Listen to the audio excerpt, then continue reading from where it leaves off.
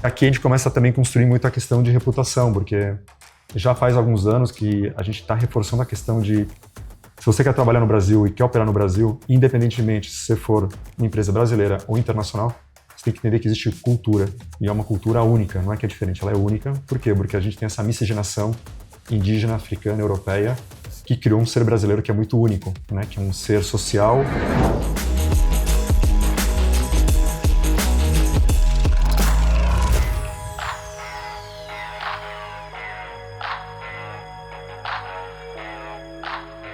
Olá, bem-vindo, bem-vinda. Esse é o Rapcast, um espaço para ouvir quem entende de reputação e lidera as marcas mais influentes do Brasil. Eu sou o Leandro Conte, sócio-diretor da FSB Holding.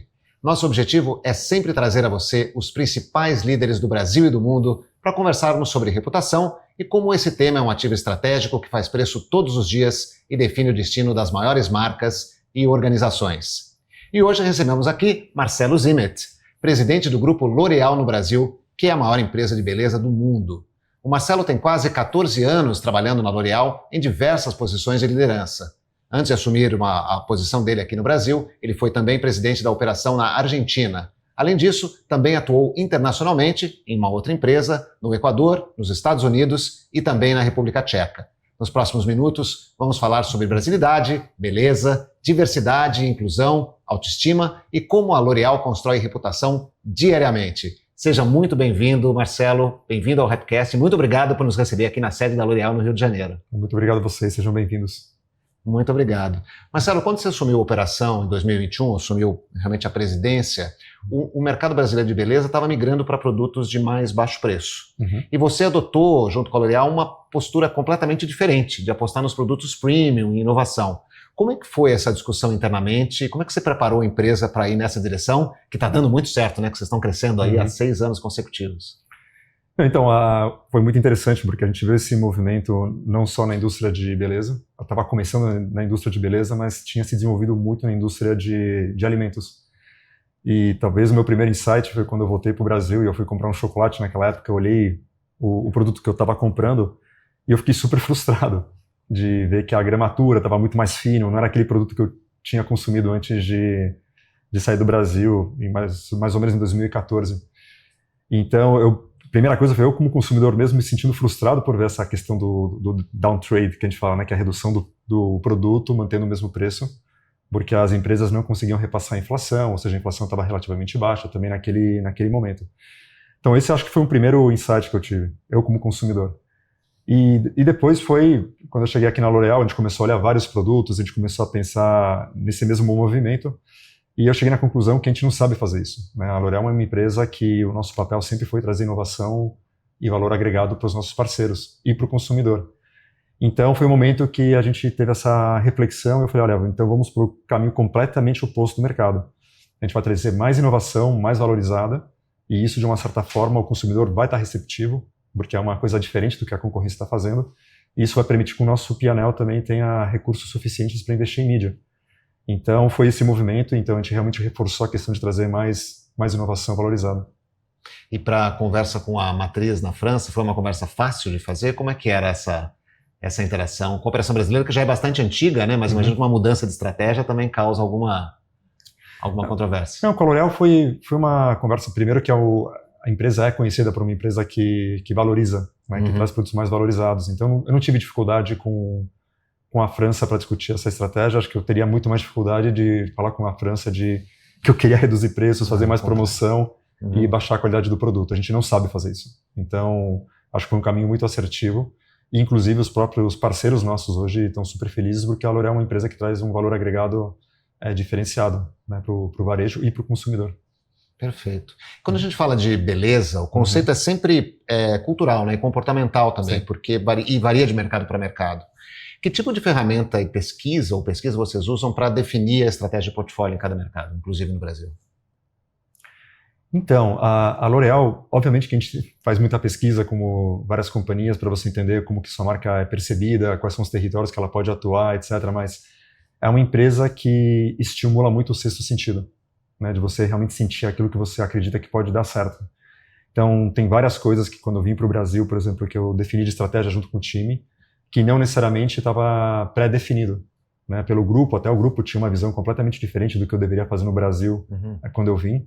E eu tentei explicar de uma forma, olha, eu acredito que isso aqui é importante, por quê? Então, tinha estudos, tinha dados de mercado, mas tinha o que a gente chama do gut feeling mesmo, né? Ou seja, é o que eu estou enxergando, o que eu estou vendo, falando com os consumidores, falando com os clientes.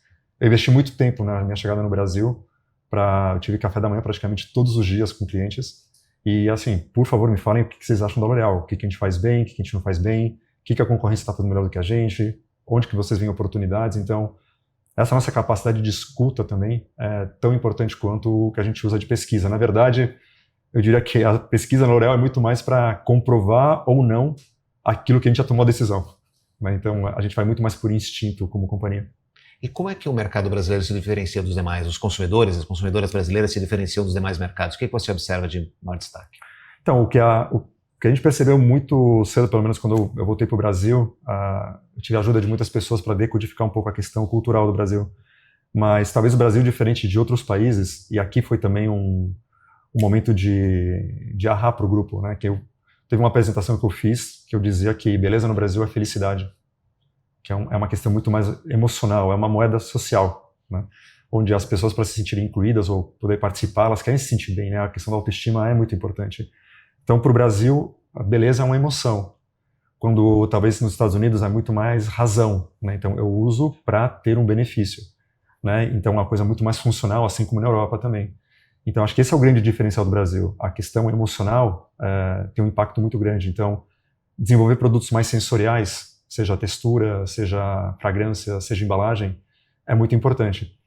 E aqui é um momento que a gente se diferencia um pouco do grupo também, onde a gente não julga, mas a gente consegue enxergar que o mercado global de beleza ele está indo para uma coisa muito funcional, muito de performance, mais fria, e a gente vai, então, instintivamente para uma coisa mais emocional, mais colorida, muito mais com um apelo na parte de comunicação também no digital, e a gente começa a ver o Brasil decolar, né? São 6 anos de crescimento muito forte no Brasil, e é um Brasil que começa a inspirar o mundo, né? A gente começa a ver que o Brasil, o que a gente faz aqui, começa a inspirar o mundo também. Então, vários lançamentos, produtos, estratégias estão sendo agora globalizados. Que interessante. E quando a gente fala de beleza, você falou muito de autoestima, ainda mais no Brasil, que é emocional, Sim. né? Você mexe com uma parte muito interna de cada um, Sim. né? Com a autoestima de cada um. Como é que vocês equilibram a entrada de novos nichos, a entrada de novos mercados, que na verdade mexe com comportamentos e com a rotina das pessoas, né? Sim. E como a gente está falando aqui num videocast de reputação, Sim. isso é super delicado para a reputação também, quando você fala da rotina, né, da autoestima de cada um. Como é que vocês equilibram essas gerada de desejo de novos nichos com a reputação da L'Oréal? A gente adora fazer isso. A gente adora mexer na parte comportamental, emocional, obviamente no aspecto mais positivo.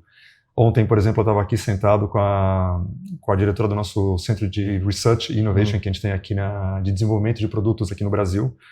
E foi muito interessante, que a gente estava conversando, obviamente, de algumas coisas óbvias de lançamentos, mas a gente também começou a falar sobre algumas categorias em beleza que já estão meio que já são um commodity. Então, a gente falou, como que a gente consegue quebrar esse commodity? Como que a gente vai fazer isso? Trazendo, de repente, alguma sensorialidade nova, algum benefício novo, que vai fazer com que a pessoa talvez migre para algo mais sofisticado. Então, assim, porque chega num ponto também que a rotina brasileira, por exemplo, de cabelo é muito sofisticada. Então, a mulher no Brasil hoje utiliza, em média, de 7 a 8 produtos. E eu sempre fico pensando, qual produto novo que eu vou colocar na rotina? E ontem a gente teve um insight que talvez 7, 8 produtos já é muita coisa. Então, dentro desses 7, 8 produtos, o que já é um commodity e o que a gente pode trazer de disruptivo para o mercado, e a gente começou a pensar em 1000 ideias e 1000 projetos que vão ser lançados para os próximos 2, 3 anos. Esse é o primeiro ponto. E o segundo ponto é que, no final do dia, a gente também reconhece que o Brasil tem uma questão muito brasileira que você não encontra em outros lugares do mundo, que é essa nossa grande diversidade, seja de tipos de cabelo, tipos de pele. Ou seja, o Brasil talvez um dos países que tem maior, ou seja, em cabelo tem todos os tipos de cabelo que a gente já identificou no mundo, que são 8 tipos. Mas só de cacheado são quase 4 a 5 tipos de produto cacheado, cabelo cacheado. E quando a gente vê pele também, o Brasil tem mais de 50 tonalidades de pele das 62 que o grupo já identificou a nível global. Então, assim, é um país que é muito diverso. Então, não adianta você querer lançar um produto no Brasil que você fale que é para todo mundo, porque as peles são diferentes, os cabelos são diferentes. E isso acaba sendo interessante para o grupo também, né, lá fora. Então, a gente sempre diz que o Brasil é um grande laboratório para o grupo. Então, quando a gente começa a também testar novas tonalidades de pele, produtos também que têm um toque mais seco, porque a pele brasileira é super oleosa, então aí você começa a misturar. A gente está numa fase do híbrido, né? Que já não existe mais a categoria que eu compro só skincare, eu compro maquiagem, eu compro cabelo. Já está tudo meio que misturado. Você já compra fragrância para o cabelo, você já compra produto para a pele que tem um pouco de maquiagem, você já começa a ver uma coisa meio diferente. Então a gente vem testando muita coisa no Brasil e a gente, inclusive nesse laboratório que a gente tem aqui de desenvolvimento e inovação, a gente tem um laboratório de ciência cognitiva, que a gente já começa a mensurar também as emoções quando a pessoa experimenta algum produto, né, que a gente chama da sinestesia, que é um sentimento que você vai ter ao utilizar aquele produto, então algum aspecto sensorial no seu corpo vai ser ativado no momento que você usa um produto. Por que isso? Porque no final do dia a gente também está migrando como companhia, mas o mercado está migrando para uma comunicação muito mais única, de um para um, apesar de ser massiva. Quando você vai para o digital, você consegue ter uma comunicação muito mais um para um através dos criadores. Então, você desenvolve produtos que podem ser trabalhados pelos criadores, que falam mais ou menos de um a um com as pessoas, que elas se sentem representadas, é super importante. Então, a gente está indo para esse caminho de entender o que pode ser diferente, o que pode impactar o consumidor, que meios utilizar. E aqui a gente começa também a construir muito a questão de reputação, porque já faz alguns anos que a gente está reforçando a questão de se você quer trabalhar no Brasil e quer operar no Brasil, independentemente se você for uma empresa brasileira ou internacional, você tem que entender que existe cultura. E é uma cultura única, não é que é diferente, ela é única. Por quê? Porque a gente tem essa miscigenação indígena, africana, europeia, que criou um ser brasileiro que é muito único, né? Que é um ser social. Por quê? Porque ele passou por dificuldades, então você ter uma moeda social, que é a beleza, te ajuda a estar mais incluído na sociedade. E é uma pessoa que, no final, não segue muitas tendências internacionais. O brasileiro não está muito preocupado com a tendência nos Estados Unidos ou na Europa. Ele está preocupado com o que é importante no Brasil, quem brasileiro está falando com ele, né? Então, acho que isso faz do mercado brasileiro muito cativante, ou seja, muito interessante também para o Grupo L'Oréal, porque é um ecossistema muito único, mas é muito inspirador, né? É maravilhoso esse ecossistema que a gente tem. E falando de marketing, você tocou na questão dos influenciadores, né? O marketing mudou muito, né? Por vários aspectos, pela multiplicidade de canais e até pela comunicação, por conta da diversidade das múltiplas possibilidades que a gente tem. Uhum. Você acha, e vocês têm dezenas de marcas que vocês têm que operar nesse universo, você acha que agora vocês têm menos controle, digamos assim, da comunicação final ao trabalhar com todos esses canais? O que mudou no marketing que você acha relevante? Tem conta para quem está nos assistindo, né, que está se inspirando aqui no case da L'Oréal? Eu acho que, de verdade, acho que o marketing está muito mais legal hoje do que antes, ou seja, é um nível de descoberta diária de como você pode se conectar com o consumidor. E a gente vem testando muitas coisas aqui no Brasil, né? A gente se deu conta que o marketing talvez um pouco mais massivo e o marketing, inclusive com só grandes influenciadores, não era suficiente para você criar uma conexão genuína com o consumidor. E a gente começou a testar, mandando alguns produtos grátis para o que a gente chama dos micro e nano influenciadores, que são, na verdade, a base da pirâmide, que é mais complexo, porque você já não está falando de 100, 200 influenciadores, está falando de milhares de influenciadores. E como que se cria essa conexão com eles? Então, obviamente, você tem que ter produtos, você tem que ter uma flexibilidade para falar com eles que você não tinha no passado. Por quê? Porque na hora que você entrega um produto, e muitos deles eles vão sem briefing, você tem que confiar muito na qualidade do seu produto. Então, para você poder jogar hoje no Brasil e poder jogar com os influenciadores, você tem que tomar risco, você tem que ter muita coragem. Então, uma das coisas que a gente, por sorte, a L'Oréal tem, a gente tem laboratórios que falam para a gente, olha, esse produto é muito bom. A gente testou não só as fórmulas, mas também testou a parte cognitiva. A gente aqui é muito exigente mesmo. A gente pega o produto, passa na mão, sente, leva para casa, leva para minhas filhas às vezes, sem, tipo, white label mesmo, e fala assim, o que vocês acharam? Maravilhoso, fragrância muito boa. Então a gente brinca muito isso, que no final é como as marcas independentes fazem, né? Alguém me contou outro dia de uma marca independente, falei, como que você faz para lançar um produto? Eu pego 5 produtos novos, eu tenho 50 colaboradores, jogo lá na mesa, 2 ou 3 desses produtos o pessoal vai falar que não gostaram, um mais ou menos, e um falando assim, maravilhoso, então a gente pega e lança. Então aquela questão de fazer muitos testes e fazer campanhas, etc., mudou. Hoje em dia, desenvolver um produto surpreendente, que a parte sensorial seja muito potente mesmo, entregue, porque o brasileiro ele quer o que a gente chama de gratificação instantânea. Comprei, você falou, quero sentir. E você trabalhar com os micro e nano influencers, você tem um nível de engajamento muito maior, porque no final é uma pessoa como você, que está falando com você e está te demonstrando através de um vídeo como funciona o produto. Então, isso é muito, muito potente.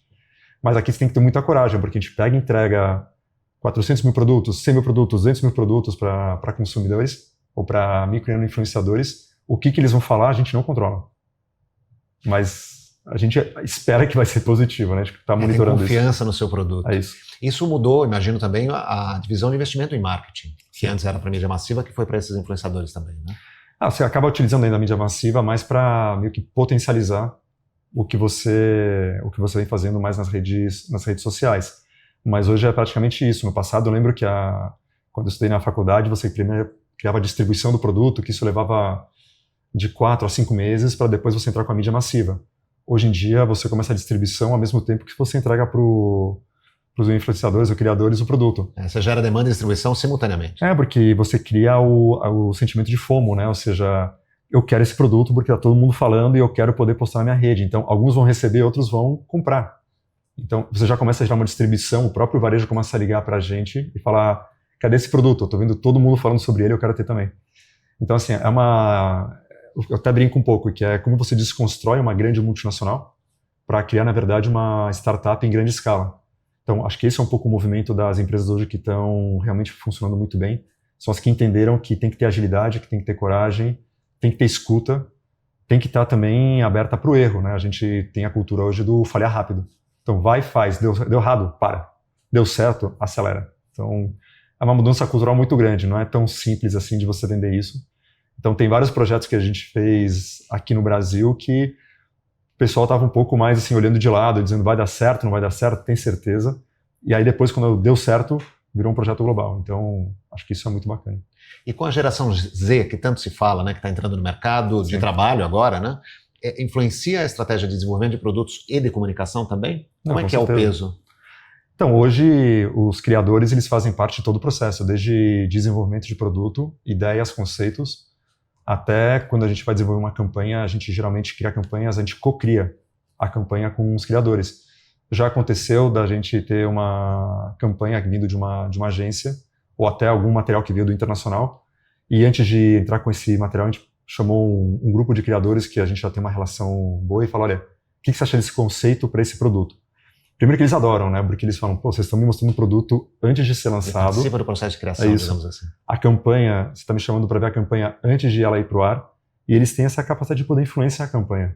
E aí depois, realmente, quando a gente faz um A/B testing, inclusive no online, a gente percebe que a recomendação dos criadores, ela engaja muito mais às vezes do que aquilo que a gente tinha pré-criado. Então, hoje eu diria que já não existe uma barreira entre L'Oréal e criadores, eles já fazem parte do processo. E a gente sabia que isso ia acontecer, né? Eu me lembro de um vídeo de uns 12 anos atrás que o Grupo L'Oréal compartilhou com a gente, que você via, naquela época os Gen Zs tinham 5, 6 anos, e eles diziam que eles iam co-criar com a gente, que eles iam ajudar a gente a criar grandes marcas, mas eles podiam também destruir marcas.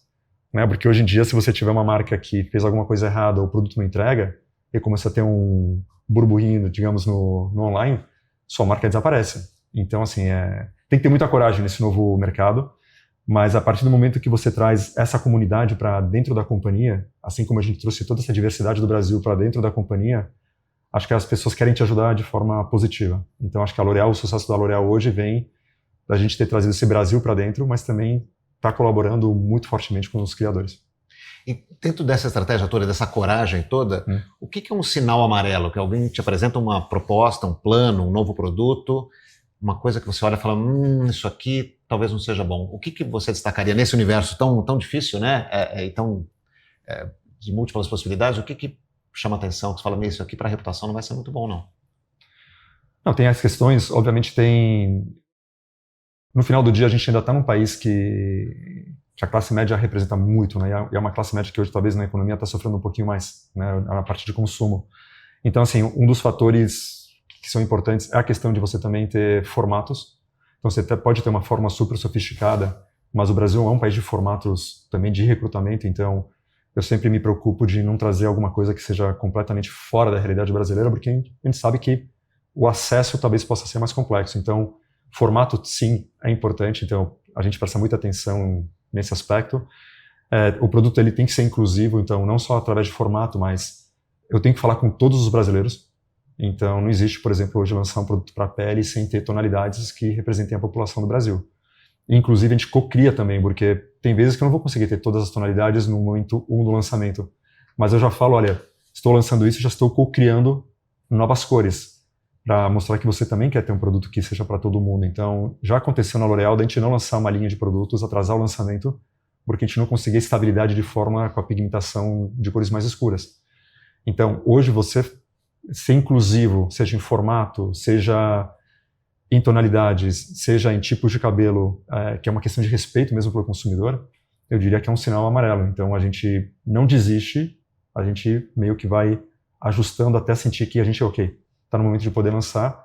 E às vezes a gente lança não nota 10, a gente lança nota 8, 9, sabendo que a gente ainda vai ter que evoluir durante o processo. O slogan de vocês, né, porque você vale muito, já Sim. tem 50 anos, né, imagino que direcionou toda essa evolução para essa jornada. Vocês viraram hoje uma empresa super inclusiva, super diversa e que reflete uma série de questões, né, principalmente na questão racial, na questão social, da acessibilidade, como você comentou.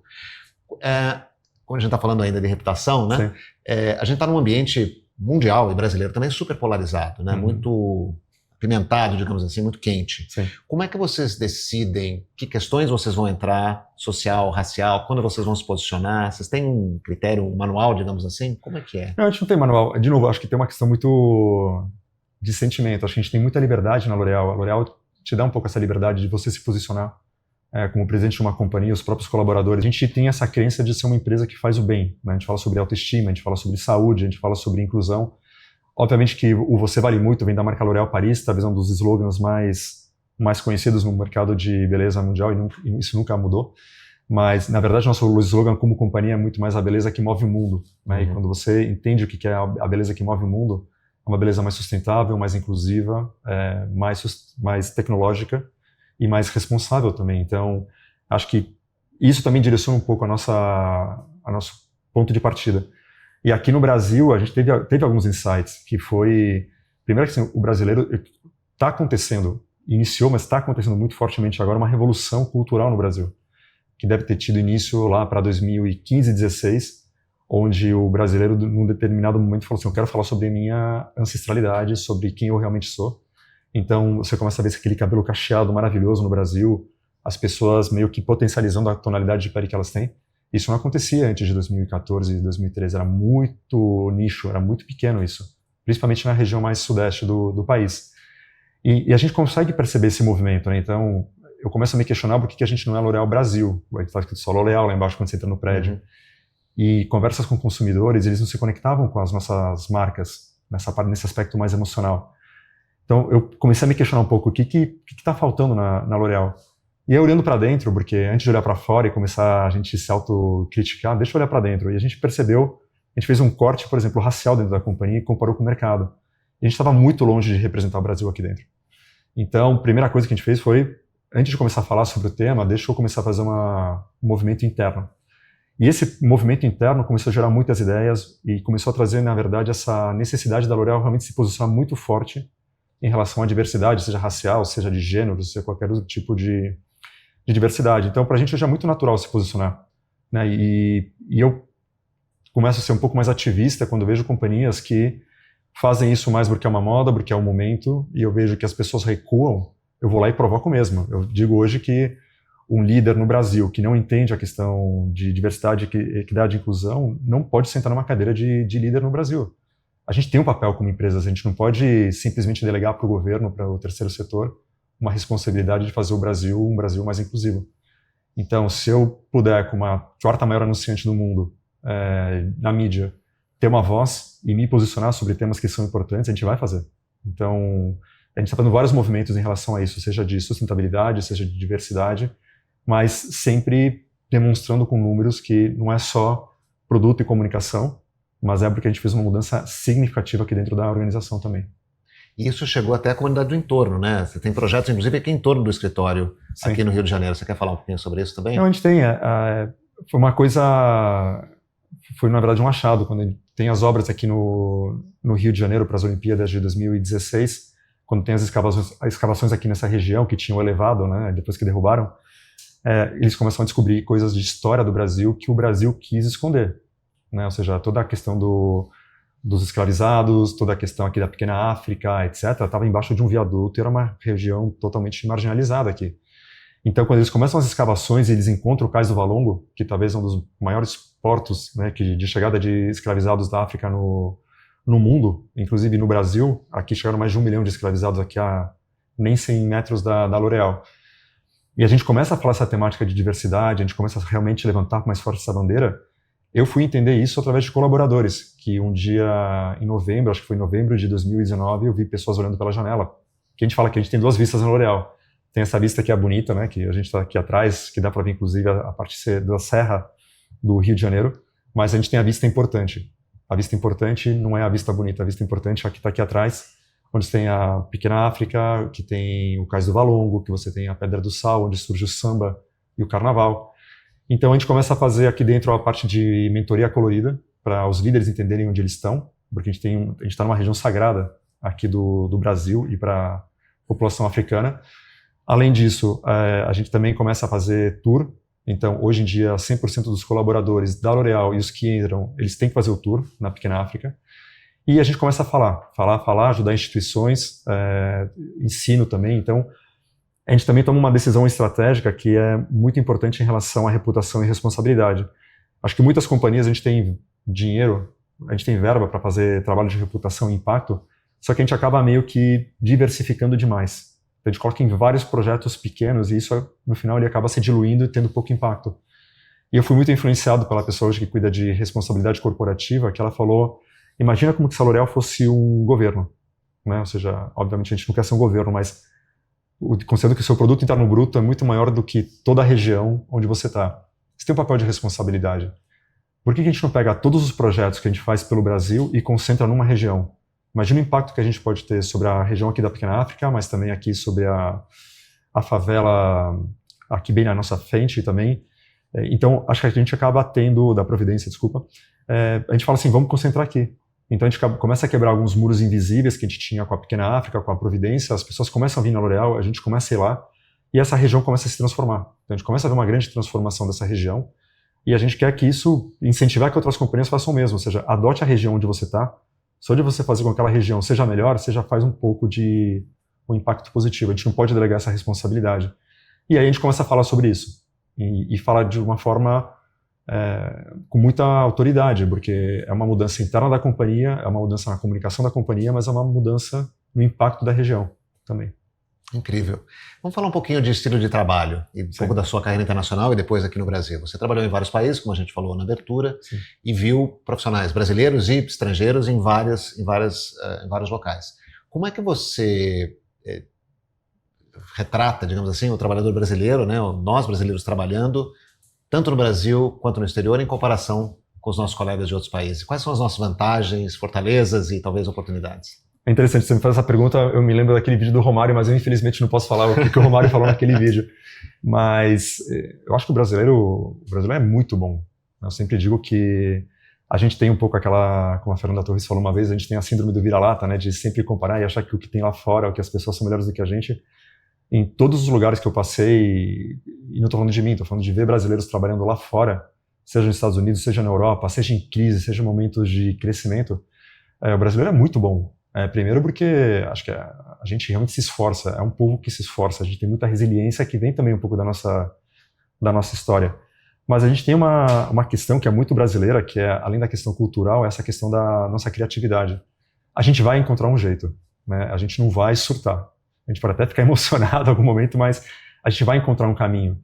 E a gente às vezes fala disso no Brasil de uma forma um pouco pejorativa, que a gente fala, o jeitinho brasileiro. Eu diria que esse jeitinho brasileiro, no final do dia, é a criatividade brasileira. E a gente encontra soluções. Então, eu vejo muitas companhias que elas já conseguem enxergar hoje que o brasileiro é essa pessoa que posso mandar para qualquer lugar, para qualquer posição, para qualquer crise ou não crise, e a pessoa vai performar bem, porque tem resiliência, criatividade, se esforça.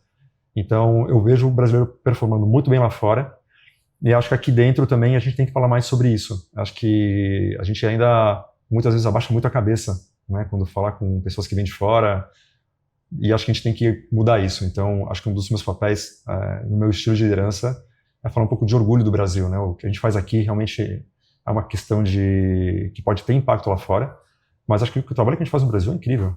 Assim, eu já vi brasileiros performando muito, muito bem em qualquer lugar do mundo. E como é que foi o outro lado da moeda? Você vendo profissionais dos países que você atuou, trabalhando, e você como brasileiro olhando tudo aquilo? Você tem que entender um pouco a cultura do país. Eu me lembro quando eu cheguei, por exemplo, na República Tcheca, no meu primeiro dia no escritório, eu falei assim, vou ficar aqui na minha sala, o pessoal vem aqui para me chamar para almoçar. Deu 11h30, meio-dia e meio, 1h. Na hora eu botei a cabeça para fora da sala, não tinha ninguém, que todo mundo foi almoçar, ninguém me chamou. E aí eu fui perguntar para uma pessoa que trabalhava comigo, eu falei, o que está acontecendo? O que eu fiz de errado? Não, você não fez nada de errado, mas as pessoas aqui jamais proativamente vão te convidar para almoçar. Você vai ter que falar assim que você quer almoçar com alguém. Então, assim, eu acho que tem uma questão de... Você tem que se adaptar, né? Para mim, eu aprendi muito cedo que você tem que entender a cultura, você tem que entender as pessoas, você também vai ter que flexibilizar, se adaptar e aos pouquinhos colocar o seu estilo. Mas você querer pegar uma coisa enlatada e implementar em qualquer lugar do mundo, isso não funciona. Assim como não funciona ao contrário, né? Eu vejo, por exemplo, tem várias marcas, varejistas e grupos que tentaram vir para o Brasil com alguma coisa muito enlatada e depois de 10 anos disseram, é impossível trabalhar no Brasil porque é difícil. Não é que o Brasil é difícil, é que você também não flexibilizou para entender a cultura e se adaptar ao Brasil.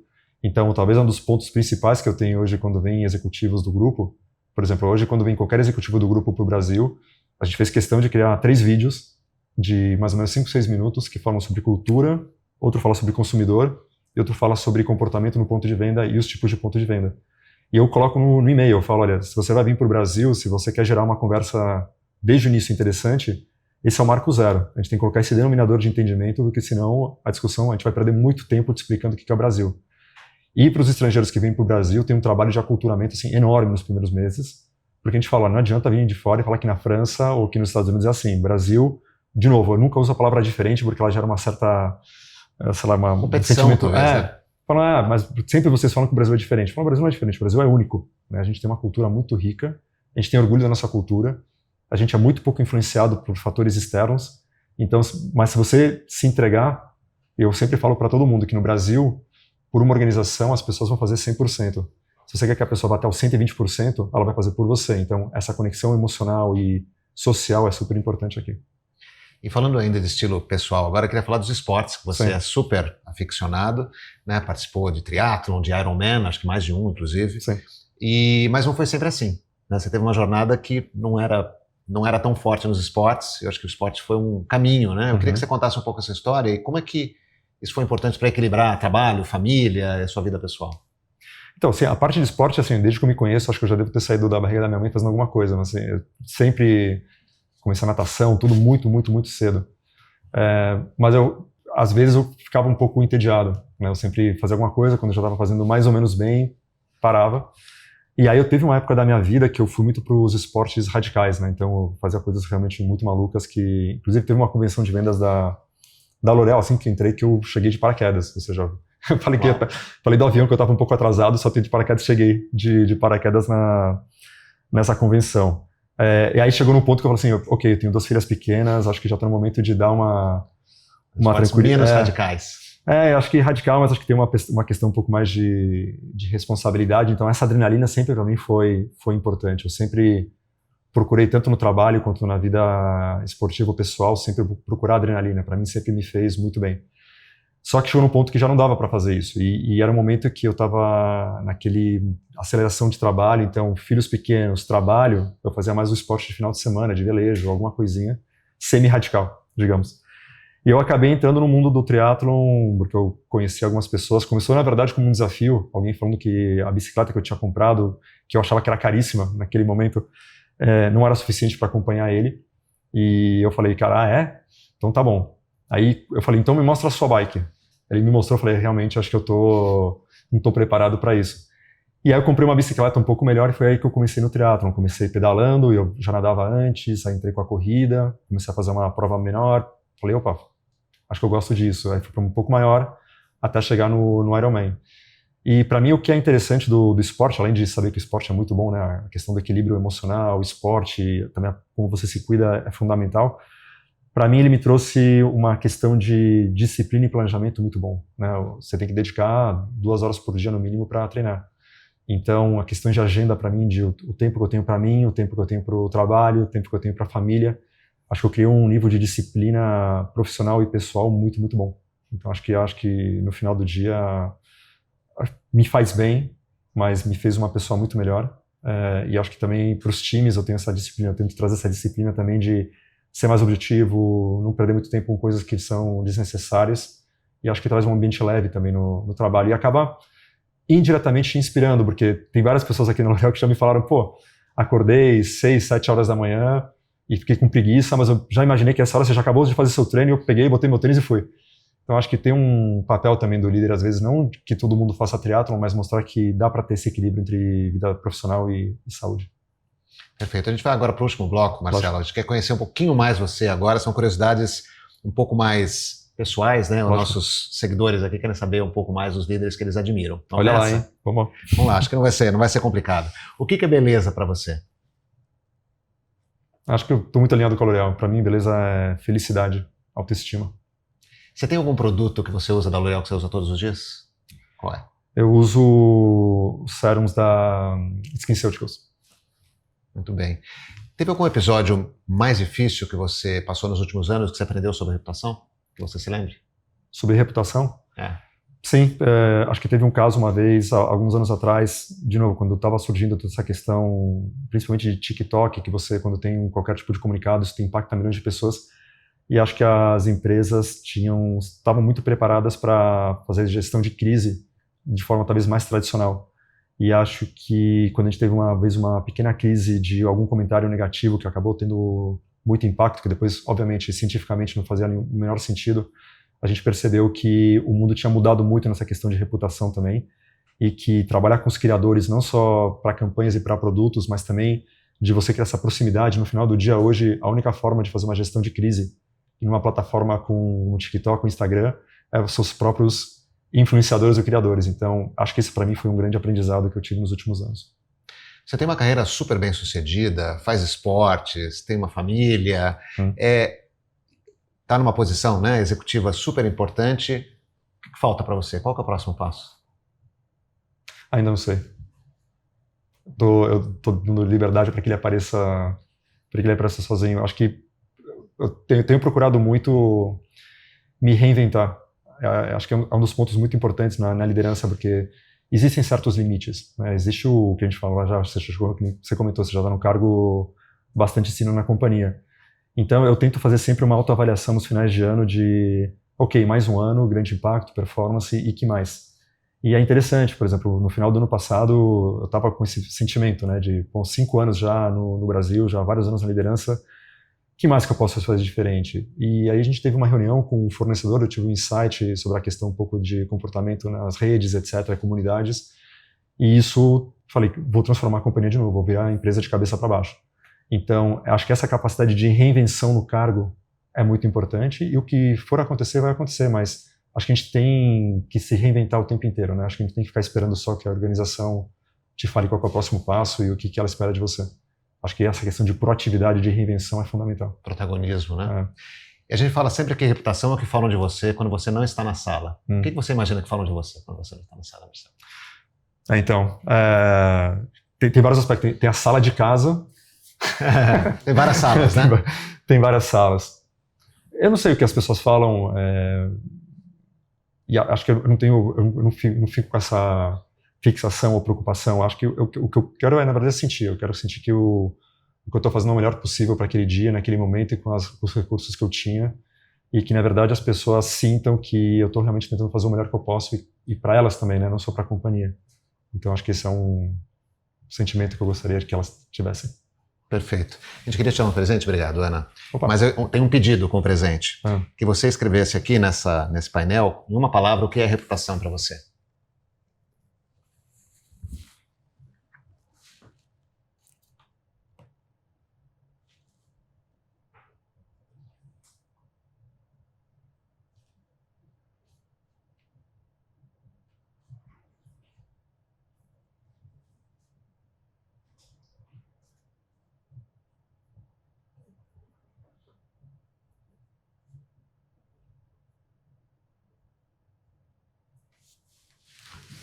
Então, fazer o que é certo de maneira certa. Vou colocar aqui para...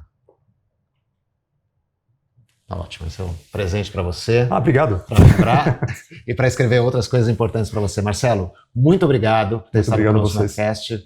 Ensinamentos incríveis para abrir espaço para a gente aqui na sede da L'Oréal, sua agenda super disputada, para a gente falar sobre reputação, liderança e marketing. Muito obrigado mais uma vez. Muito obrigado a vocês. Para você que nos acompanhou, lembre-se, a reputação é um ativo estratégico que precisa de atenção constante. Muito obrigado por sua companhia em mais um Rapcast. Fique ligado nas redes sociais da FSB Holding para ver mais episódios sobre reputação aqui no Rapcast. Até a próxima!